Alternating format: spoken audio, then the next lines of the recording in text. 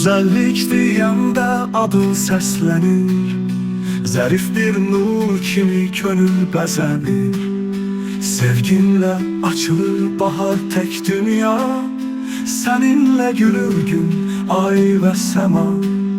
Sakit baxışında dərin bir ilham, sözündə mərhəmət, ürəkdə aram.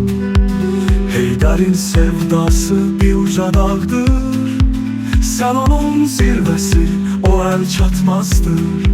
Zəka və nəzakət birləşib səndə, İşıq tək parlayır saf ürəyində.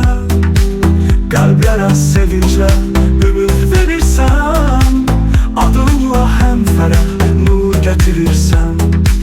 Uğur yolun daim işıqlı olsun, hər addımın sevinç xoşluqla dolsun. Azərbaycan səni qürurla sevsin, Alena adınla tarix yazılsın.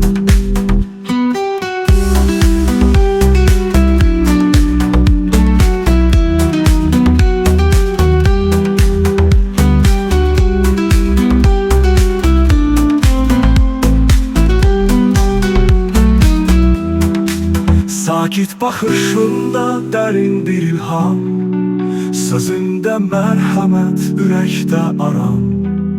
Heydərin sevdası bir uca dağdır, sən onun zirvəsi, o əl çatmazdır. Zəka və nəzakət birləşib səndə, İşıq tək parlayır saf ürəyində. Qəlblərə sevinclə ümid verirsən, adınla həm fərəh nur gətirirsən. Uğur yolun daim işıqlı olsun, hər addımın sevinç xoşluqla dolsun. Azərbaycan səni qürurla sevsin, Alena adınla tarix yazılsın.